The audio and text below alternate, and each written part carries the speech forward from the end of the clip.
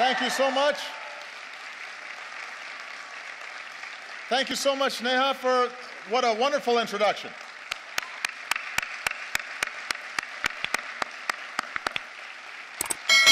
Everybody, please have a seat.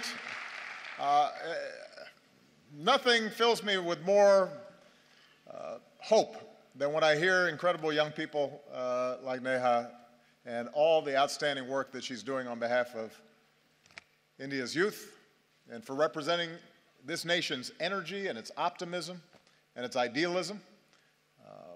She makes me very, very proud. And I think that may be her. Is that somebody related to you? Okay, because we just had a chance to meet, and she's beaming with pride right now, sitting next to you. Give Neha a big round of applause once again.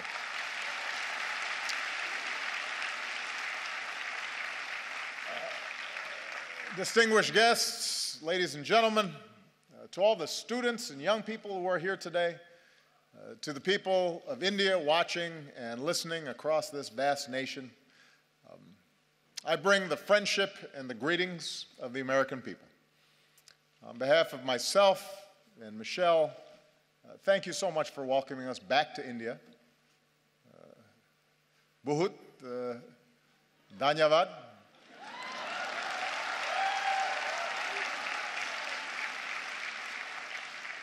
It has been a great honor to be the first American president to join you for Republic Day. With the tricolor waving above us, we celebrated the strength of your Constitution. We paid tribute to India's fallen heroes. In yesterday's parade, we saw the pride and the diversity of this nation, including the daredevils on their Royal Enfields, which was very impressive. Secret Service does not let me ride motorcycles, especially not on my head. I realize that the sight of an American president as your chief guest on Republic Day would once have seemed unimaginable, but my visit reflects the possibilities of a new moment. As I've said many times, I believe that the relationship between India and the United States can be one of the defining partnerships of the century. When I spoke to your parliament on my last visit, I laid out my vision for how our two nations can build that partnership. And today I want to speak directly to you, the people of India, about what I believe we can achieve together and how we can do it. And my commitment to a new chapter between our countries flows from the deep friendship between our people. And Michelle and I have felt it ourselves. I recognized India with the first state visit of my presidency, where we also danced to some pretty good Bhangra. For the first time, we brought Diwali to the White House. On our last celebration here,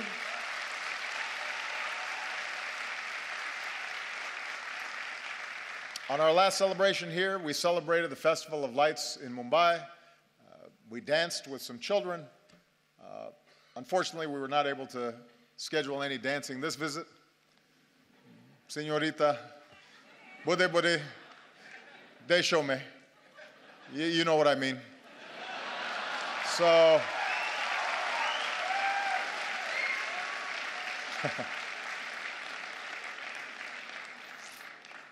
everybody said, by the way, how much better a dancer Michelle was than me, which hurt my feelings a little bit. On a more personal level, India represents an intersection of two men who've always inspired me. When Reverend Dr. Martin Luther King Jr. was protesting racial segregation in the United States, he said that his guiding light was Mahatma Gandhi. When Dr. King came to India, he said that being here in Gandhi's land reaffirmed his conviction that in the struggle for justice and human dignity, the most potent weapon of all is nonviolent resistance. And those two great souls are why we can gather here today, Indians and Americans, equal and free. And there's another link that binds us. More than 100 years ago, America welcomed a son of India. Swami Vivekananda Vivekananda. And Swami Vivekananda helped bring Hinduism and yoga to our country. And he came to my hometown of Chicago. And there, at a great gathering of religious leaders, he spoke of his faith and the divinity in every soul and the purity of love. And he began his speech with a simple greeting: sisters and brothers of America. So today, let me say, sisters and brothers of India.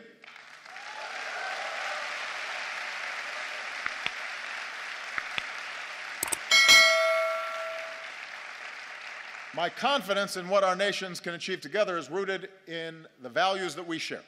For we may have our different histories and speak different languages, but when we look at each other, we see a reflection of ourselves.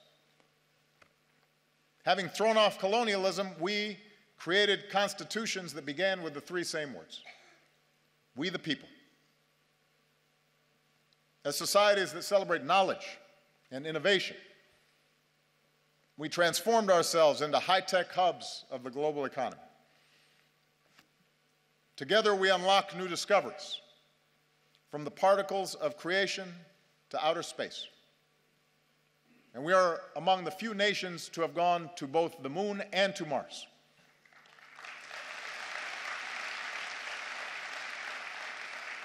And here in India, this dynamism has resulted in a stunning achievement. You've lifted countless millions from poverty and built one of the world's largest middle classes. And nobody embodies this progress and this sense of possibility more than our young people. Empowered by technology, you are connecting and collaborating like never before on Facebook and WhatsApp and Twitter. And chances are you're talking to someone in America, your friends or your cousins. The United States has the largest Indian diaspora in the world, including some 3 million proud Indian Americans.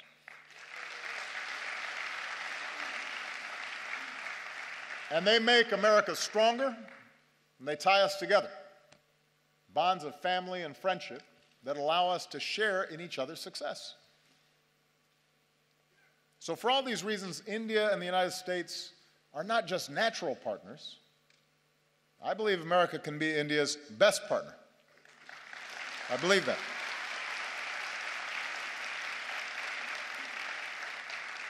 Of course, only Indians can decide India's role in the world, but I'm here because I'm absolutely convinced that both our peoples will have more jobs and opportunity, and our nations will be more secure, and the world will be safer and a more just place when our two democracies, the world's largest democracy and the world's oldest democracy, stand together.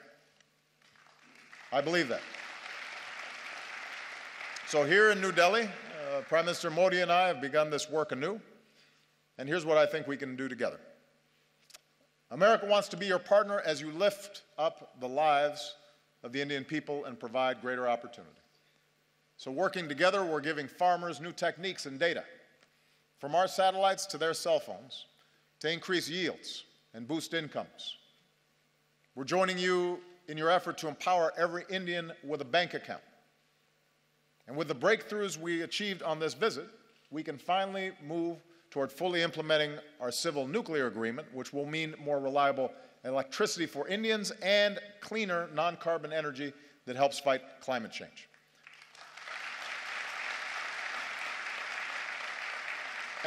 And I don't have to describe for you what more electricity means. Students being able to study at night, businesses being able to stay open longer and hire more workers, farmers being able to use mechanized tools that increase their productivity, whole communities seeing more prosperity. In recent years, India has lifted more people out of poverty than any other country, and now we have a historic opportunity, with India leading the way, to end the injustice of extreme poverty all around the world.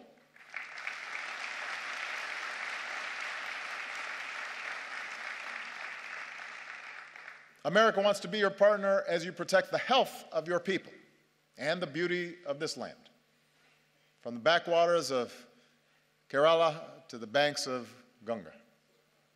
As we deliver more energy, more electricity, let's do it with clean, renewable energy like solar and wind. And let's put cleaner vehicles on the road and more filtration systems on farms and villages. Because every child should be able to drink clean water, and every child should be able to breathe clean air. We need our young people healthy for their futures, and we can do it. We have the technology to do it. America wants to be your partner in igniting the next wave of Indian growth. As India pursues more trade and investment, we want to be first in line. We're ready to join you in building new infrastructure, the roads and the airports, the ports, the bullet trains to propel India into the future. We're ready to help design smart cities that serve citizens better, and we want to develop more advanced technologies with India as we do with our closest allies. We believe we can be even closer partners in ensuring our mutual security. Now, both our nations have known the anguish of terrorism, and we stand united in the defense of our people. And now we're deepening our defense cooperation against new challenges. The United States welcomes a greater role for India in the Asia-Pacific, where the freedom of navigation must be upheld and disputes must be resolved peacefully. And even as we acknowledge the world as it is, we must never stop working for the world as it should be, a world without nuclear weapons. That should be a goal for all of us.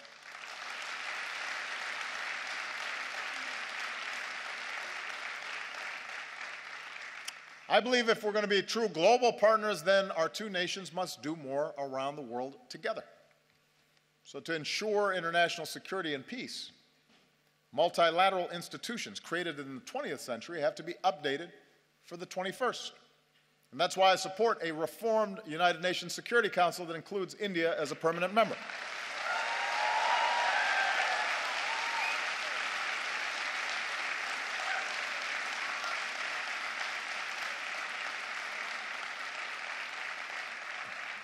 Of course, as I've said before, with power comes responsibility. In this region, India can play a positive role in helping countries forge a better future. From Burma to Sri Lanka, where today there's new hope for democracy. With your experience in elections, you can help other countries with theirs. With your expertise in science and medicine, India can do more around the world to fight disease and develop new vaccines, and help us end the moral outrage of even a single child dying from a preventable disease. Together, we can stand up against human trafficking and work to end the scourge of modern-day slavery.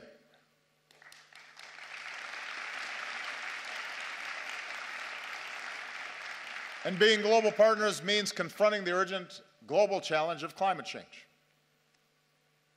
With rising seas, melting Himalayan glaciers, more unpredictable monsoons, cyclones getting stronger, few countries will be more affected by a warmer planet than India.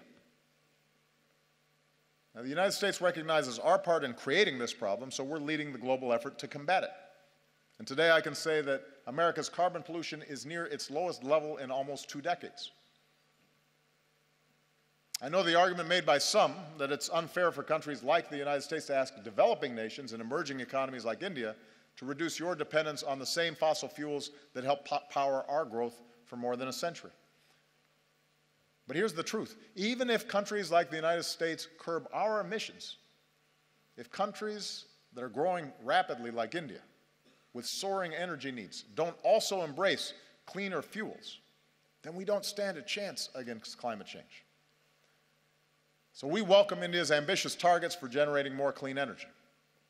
We'll continue to help India deal with the impacts of climate change, because you shouldn't have to bear that burden alone. And as we keep working for a strong global agreement on climate change, it's young people like you who have to speak up so we can protect this planet for your generation. I'll be gone when the worst effects happen. It's your generation and your children that are going to be impacted. And that's why it's urgent that we begin this work right now. Development that lifts up the lives and health of our people, trade and economic partnerships that reduce poverty and create opportunity, leadership in the world that defends our security and advances human dignity and protects our planet. That's what I believe India and America can do together. So with the rest of my time, I want to discuss how we can do it. Because in big and diverse societies like ours, progress ultimately depends on something more basic, and that is how we see each other. And we know from experience what makes nations strong. Neha, I think, did a great job of describing the essence of what's important here. We are strongest when we see the inherent dignity in every human being. Look at our countries, the incredible diversity, even here in this hall. India is defined by countless languages and dialects in every color and caste and creed, gender and orientations. And likewise in America, we're black and white and Latino and Asian and Indian American and Native American. Your Constitution begins with the pledge to uphold the dignity of the individual. And our Declaration of Independence proclaims that all men are created equal. In both our countries, generations have worked to live up to these ideals. And when he came to India, Martin Luther King Jr. was introduced to some school children as a fellow untouchable. My grandfather was a cook for the British Army in Kenya. The distant branches of Michelle's family tree include both slaves and slave owners. When we were born, people who looked like us still couldn't vote in some parts of the country. Even as America has blessed us with extraordinary opportunities, there were moments in my life where I've been treated differently because of the color of my skin. Many countries, including the United States, grapple with questions of identity and inequality and how we treat each other, people who are different than us, how we deal with diversity of beliefs and of faiths. And right now, in crowded neighborhoods not far from here, a man is driving an auto rickshaw or washing somebody else's clothes or doing the hard work no one else will do. And a woman is cleaning somebody else's house. And a young man is on a bicycle delivering lunch. A little girl is hauling a heavy bucket of water. And I believe their dreams, their hopes, are just as important, just as beautiful, just as worthy as ours. And so even as we live in a world of terrible inequality, we're also proud to live in countries where even the grandson of a cook can become president, or even a Dalit can help write a constitution, and even a tea seller can become prime minister.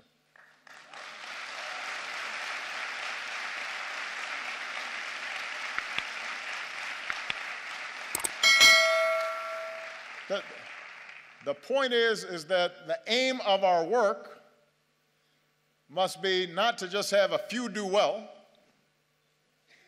but to have everybody have a chance. Everybody who's willing to work for it have the ability to dream big and then reach those dreams. Our nations are strongest when we uphold the equality of all our people, and that includes our women. Now, you may have noticed I am married to a very strong and talented woman. Michelle is not afraid to speak her mind or tell me when I'm wrong, which happens frequently. And we have two beautiful daughters, so I'm surrounded by smart, strong women. And in raising our girls, we've tried to instill in them basic values. A sense of compassion for others and respect for themselves and the confidence that they can go as far as their imaginations and abilities will carry them. And as part of Michelle's work as First Lady, she's met with women and girls around the world, including here in India, to let them know that America believes in them too. In the United States, we're still working to make sure that women and girls have all the opportunities they deserve and that they're treated equally. And we have some great role models, including here today, the former Speaker of our House of Representatives, Nancy Pelosi, who was the first woman Speaker of the House and my great partner.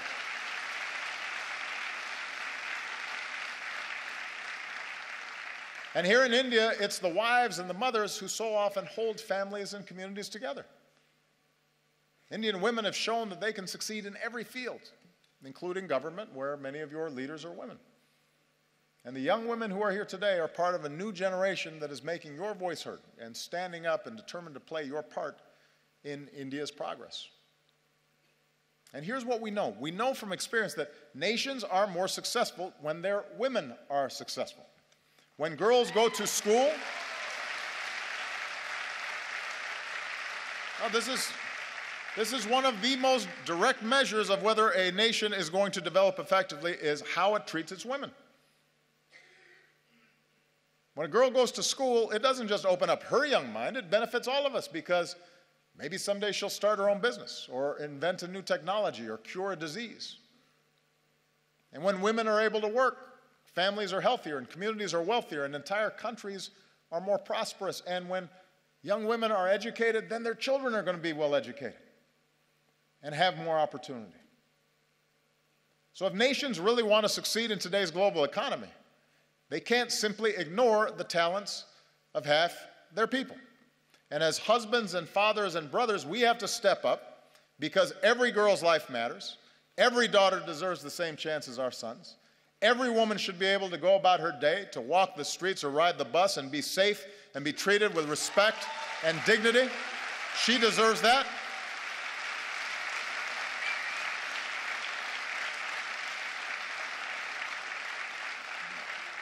And one of the favorite things about this trip for me has been to see all these incredible Indian women in the armed forces, including the person who commanded the guard that greeted me when I arrived. It's remarkable, and it's a sign of great strength and great progress. Our nations are strongest when we see that we are all God's children, all equal in His eyes and worthy of His love. Across our two great countries, we have Hindus and Muslims, Christians and Sikhs and Jews and Buddhists and Jains and so many faiths. And we remember the wisdom of Gandhiji, who said, "For me, the different religions are beautiful flowers from the same garden, or they are branches of the same majestic tree." Branches of the same majestic tree. Our freedom of religion is written into our founding documents. It's part of America's very first amendment. Your Article 25 says that all people are equally entitled to freedom of conscience and the right freely to profess, practice, and propagate religion. In both our countries, in all countries, upholding this fundamental freedom is the responsibility of government, but it's also the responsibility of every person. In our lives, Michelle and I have been strengthened by our Christian faith. But there have been times where my faith's been questioned by people who don't know me, or they've said I adhere to a different religion, as if that were somehow a bad thing. Around the world, we've seen intolerance and violence and terror perpetrated by those who profess to be standing up for their faith, but in fact are betraying it.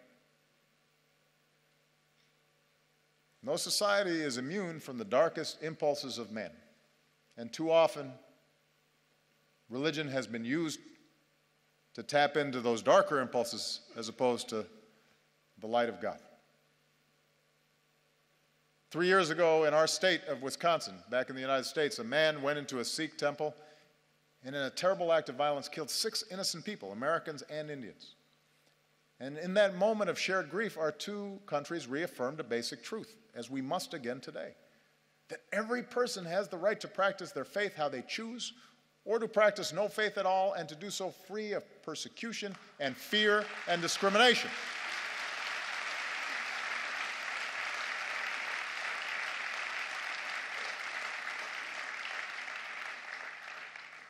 The peace we seek in the world begins in human hearts.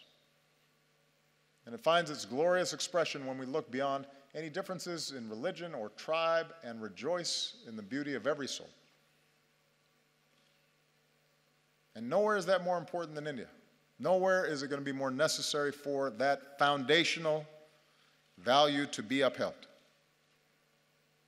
India will succeed so long as it is not splintered along the lines of religious faith, so long as it's not splintered along any lines, and is unified as one nation.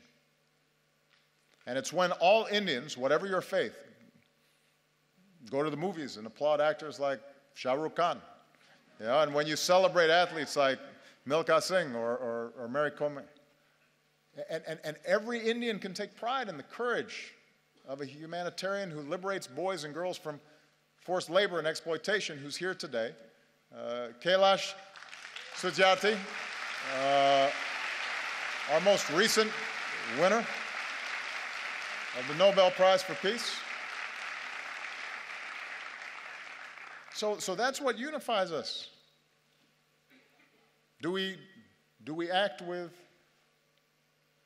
compassion and empathy? Are we measured by our efforts, by what Dr. King called the content of our character, rather than the color of our skin or the manner in which we worship our God? In both our countries, in India and in America, our diversity is our strength, and we have to guard against any efforts to divide ourselves along sectarian lines or any other lines.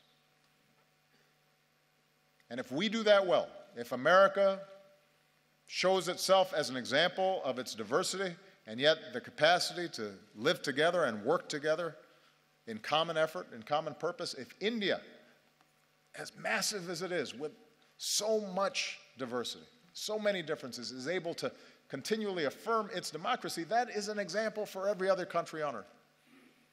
That's what makes us world leaders. Not just the size of our economy or the number of weapons we have, but our ability to show the way in how we work together and how much respect we show each other. And finally, our nations are strongest when we empower our young people. Because ultimately, you're the one who has to break down these old stereotypes and these old barriers, these old ways of thinking.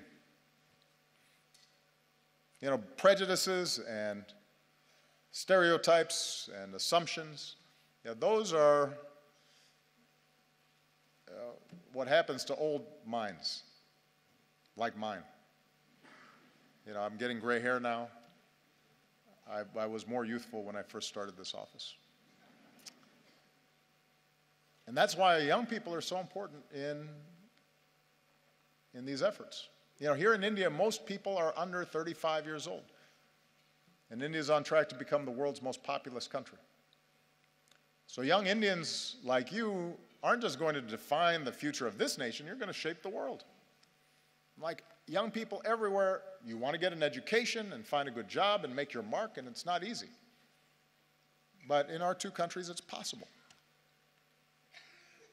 Remember, Michelle and I don't come from wealthy backgrounds or famous families. Our families didn't have a lot of money.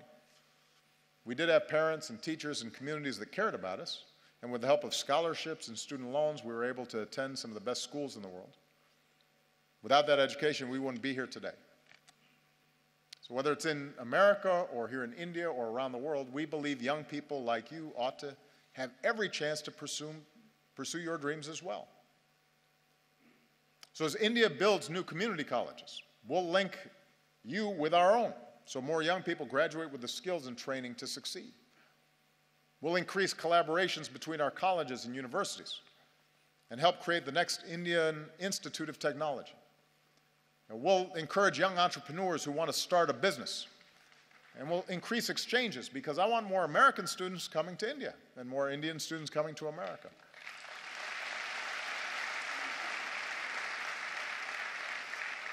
And that way we can learn from each other and we can go further.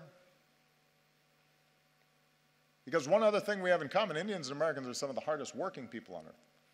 And I've seen that, Michelle and I have seen that in a family here in India. I just want to tell you a quick story.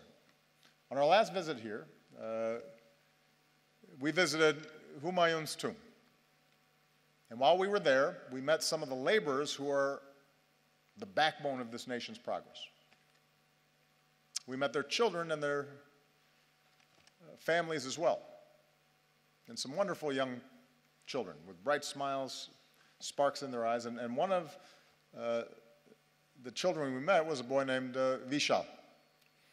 And today, Vishal is 16 years old, and he and his family live in South Delhi in the village of Murband. This is Vishal. And his mother works hard in their modest home, and his sister is now in university. She wants to become a teacher.